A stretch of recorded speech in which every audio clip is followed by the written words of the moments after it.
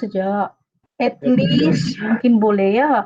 Alright, so I just proceed sebab takut kamu pun menunggu ya. Okay, so I'm sharing my note first. Kalau tidak nampak or my suara tidak clear, just tell me. Alright, boleh nampak my screen? Yes, teacher. Alright, now we just proceed ya. Bismillahirrahmanirrahim. Macam biasa, we doa so that you can faham, teacher boleh terangkan dengan lebih baik. Okay, Bismillahirrahmanirrahim. Okay, so like previously bila bila teacher terangkan ini kan, ini sebenarnya very tough subtopic. So kalau kita makan masa, we stuck here is okay, tiada masalah ya. So teacher terangkan first ada 3 faktor lah yang mempengaruhi hasil elektrolisis. Kalau kita cakap deluan-deluan ini kan, maybe you cannot understand, okay? But teacher lompat dahulu this one. Okay, the first one. Okay, so this is what happen lah kita cakap dinyah cas, okay. So remember anion itu ion yang bercas apa? Negatif. Alright, so bila dia bercas negatif, meaning to say this anion dia ada extra 1 elektron. Boleh faham? Boleh faham? Boleh, teacher. So cation adalah ion yang bercas positif. Positif, why positif this cation? Because this cation dia ada access, ada 1 lebih proton, which is positively ion. Is it clear? By looking in this slide, boleh faham? Anion kenapa dia negatif? Sebab dia ada extra elektron.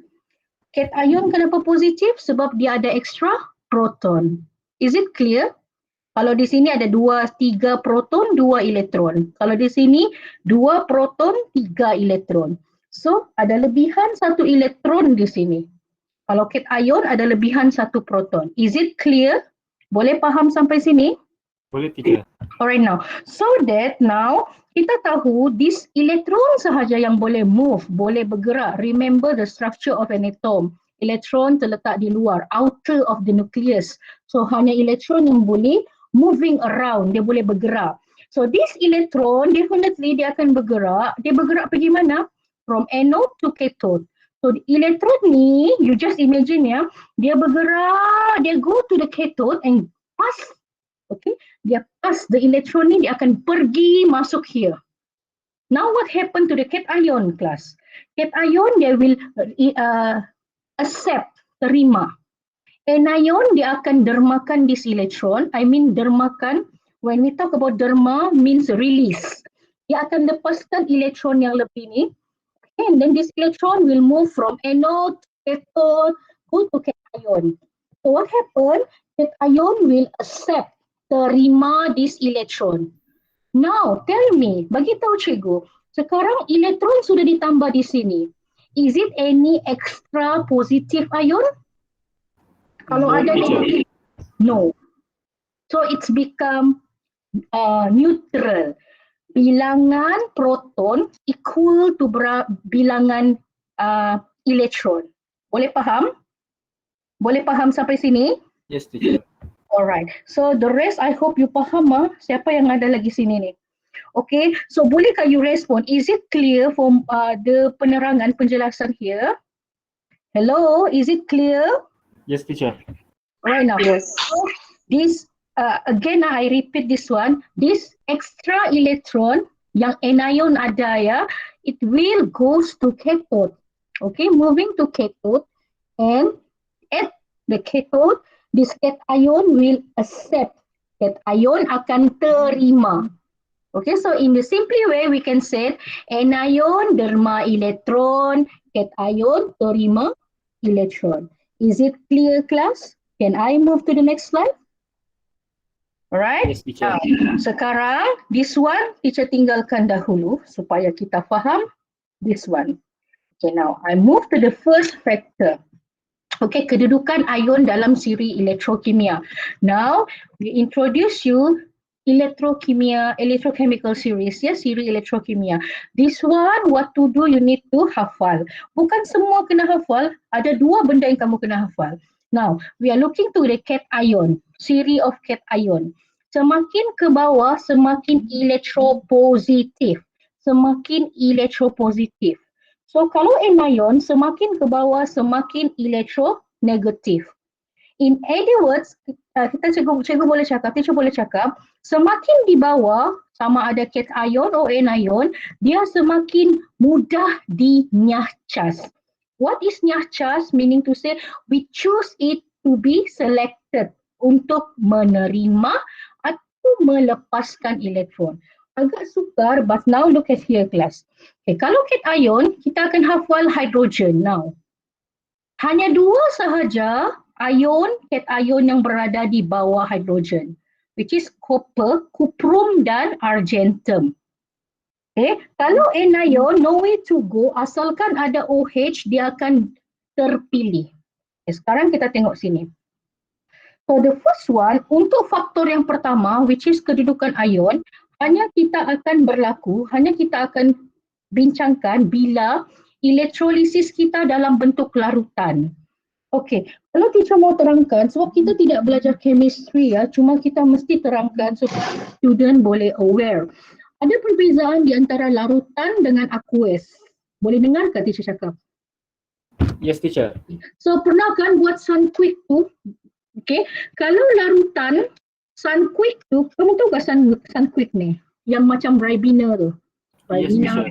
Okey, kalau kamu buat air, okey, kamu tambah water, betul? Yes. That is larutan, meaning to say lebih cair.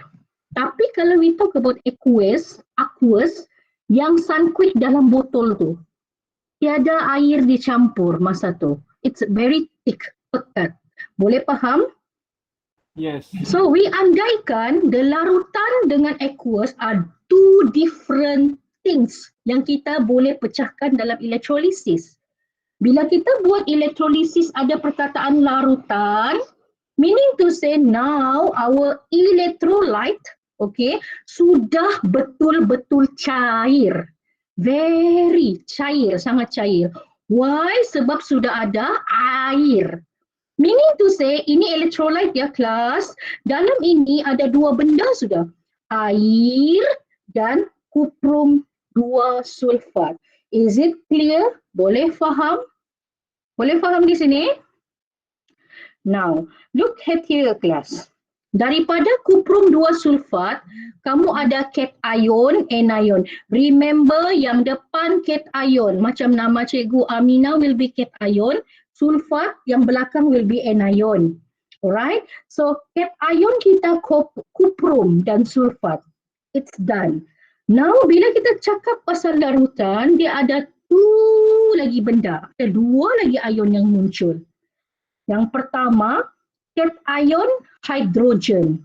Ion hydrogen, which is positively ya. Okay. Hydrogen ni dia ada kawan dia, iaitu hidroksida. OH. Jangan risau simbol. Simbol tidak keluar dalam exam. This one untuk kita faham. Dia akan bagi perkataan. Ini ion hydrogen, ini ion hidroksida. Meaning to say, when we talk about electrolysis larutan kuprum 2 sulfat, ada 4 sudah ion di sini. Which is 2 cation, 2 anion. Cation kita yang positif, kuprum dan hidrogen. Anion kita yang negatif. Anion kita adalah sulfat, ion sulfat dan ion hidroksida. Sampai sini boleh faham? Sampai Yes, sini yes. boleh faham? I need somebody to respond. Is it clear? Boleh faham? Very clear, teacher. Very clear, supposedly yes.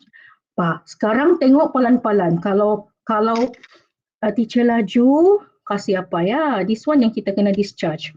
Okay now. So kita sudah tahu ada 4 ion yang hadir, which is 2 cation, 2 anion. So macam biasa kita akan buat anion attracted to anode, cation attracted to cathode. So anion kita listkan macam ni. Cation pun sama. Now we talk about anode dulu ya. Okay. So sekarang dekat anode ada 2 ion yang datang kepada anode. Tapi anode mau pilih siapa? Siapa yang perlu dinyahcaskan? That is what we call it nyahcas. Jadi untuk pemilihan itu, take a look at here, anion. Yang paling bawah itu yang akan terpilih as an anion dinyahcaskan. Kalau kita tengok hidroksida paling bawah, tiada lagi lain-lain. So definitely we will choose ion hydroxide. Okay, now we go to cathode. Cathode, we compare mana yang lebih bawah, hydrogen H plus ataupun cuprum, 2 plus. Mana yang lagi bawah, hydrogen ataupun cuprum? Cuprum, teacher. Very good, cuprum. So meaning to say we cannot choose hydrogen, kita akan pilih, we choose cuprum. Sampai sini boleh faham? Yes, Sampai teacher. sini boleh faham? So now it's something like this, the terminology is something like this. Ada 2 anion datang ke anode, ada 2 cation datang ke cathode. But unfortunately, anode hanya boleh entertain satu orang sahaja. Jadi dia akan choose yang paling bawah anion. So kita choose hydroxide, ion hydroxide. Sama macam cathode, cathode pun boleh satu saja. So dia need to choose one. Yang paling bawah itu yang akan diambil. So which is cuprum, hidrogen di atasnya. So meaning to say, bila kita pilih sudah pemilihan itu, kita tahu apa bahan yang akan terhasil. So untuk di anode, since kita pilih hydroxide, ion hydroxide, teacher mau ulang balik kali ya, simbol tidak ingat tidak apa, simbol doesn't matter, it's okay. Kamu ingat nama depannya aja. Ion hydroxide kita pilih, maka dekat anode tadi dia akan release, bebaskan, okay, sejenis gas which is oxygen. Ini terus boleh hafal. Kalau ion hydroxide dia akan hasilkan oxygen. Oxygen. So our pemerhatian during eksperimen ataupun dalam gambar raja soalan ada bubble.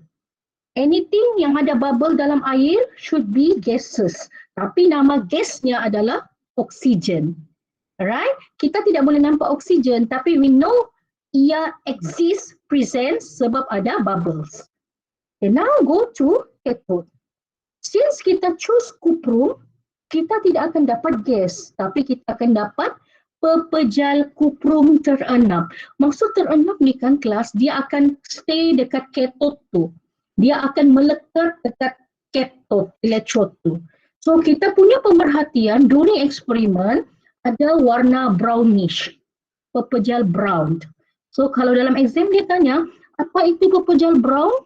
Perang itu adalah kuprum dalam bentuk pepejal. Sampai sini boleh faham? Is it clear? Yes. Okay, respon sikit. Memang susah ya kalau kamu tidak percaya. You can go to 5H, okay. Cuba minta mereka terangkan. Kalau boleh mereka terangkan dan kamu faham, memang mereka hebatlah.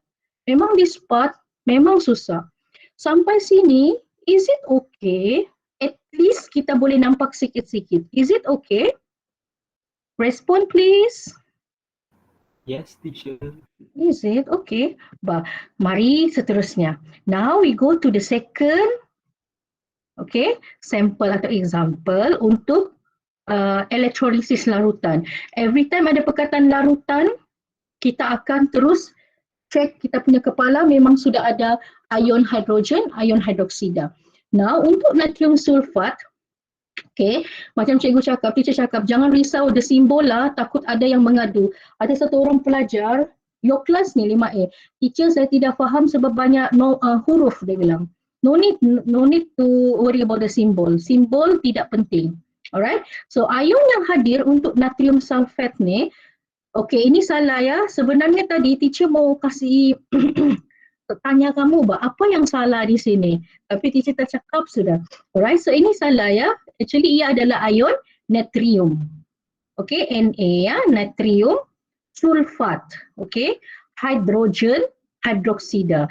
Dari mana hidrogen dengan hydroxide? Daripada air, because it's larutan. Kalau dia kata electrolysis natrium sulfate aqueous, larutan aqueous, ada aqueous belakangnya, meaning to say this one no tiada. Ion hydrogen dengan ion hydroxide meo tiada.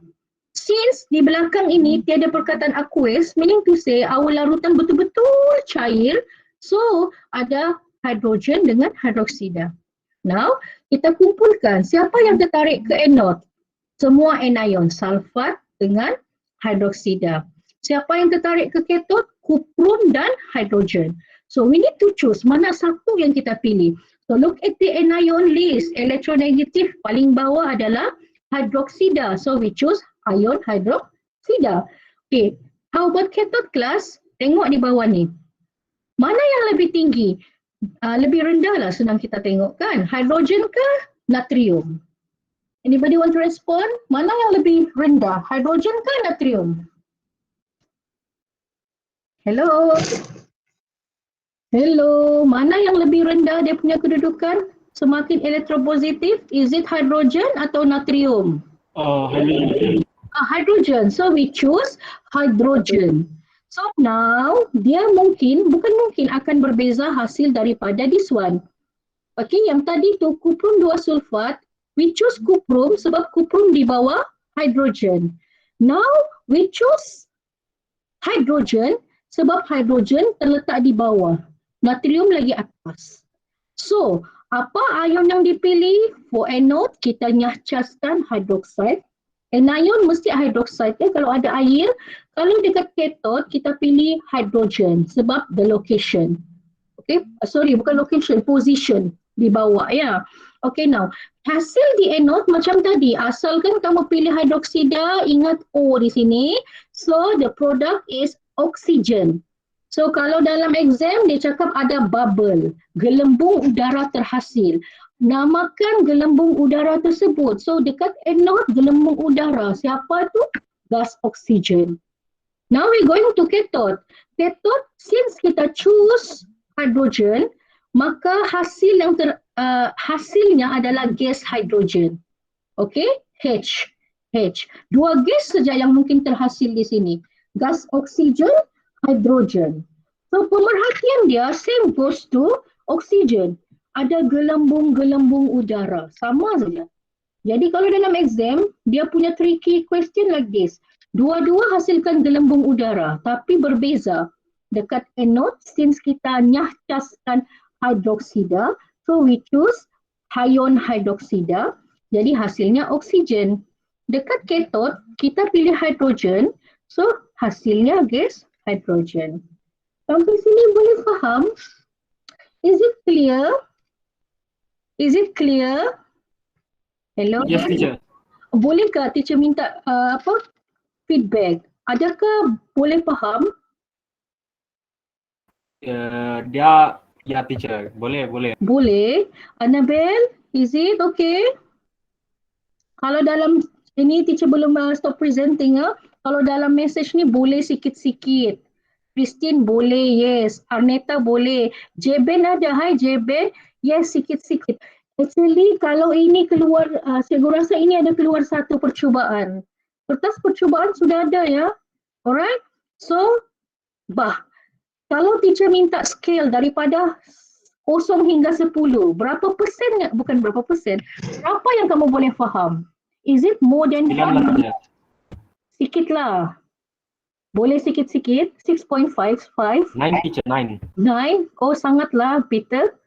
Alright. Syukurlah ya dah faham. Okay now. So kan for those yang tidak datang, I will upload this one kan. Yang ada di sini kan sis, I'm so sorry. Nanti kan the next class, mungkin kita akan buat latihan. Esok teacher dengan 5C, teacher baru masuk this one. So I cannot combine your class. Bolehkah esok kita buat latihan? Latihan saja regarding this topic. I mean subtopic ni. Is it okay Alright? We done for now. Habis sudah. Alright? Teacher tidak mau kasih banyak-banyak. Adakah kamu stres belajar subtopik ini? Can you just give me a feedback, respond? Adakah kamu stres belajar subtopik elektrokimia ni? Hello? Hello? Yes, teacher. Adakah kamu stres, burn out belajar ini? No, teacher. Is it too heavy for you? No. No, ya. Oh, my anak berak. Yes, Mama GM. You go outside first. Thank you. Yeah, alright. Okay, it's Cikgu Teacher Dan. Tidak mau berat-berat. As for today, we just discuss about first factor, which is larutan regarding siri elektrokimia. Alright. So, bye-bye. Okay, boleh rehat-rehat. Jangan lupa isi kehadiran. Alright. Thank you very much. Thank you, teacher. Thank you. Thank you. Thank you. Thank you.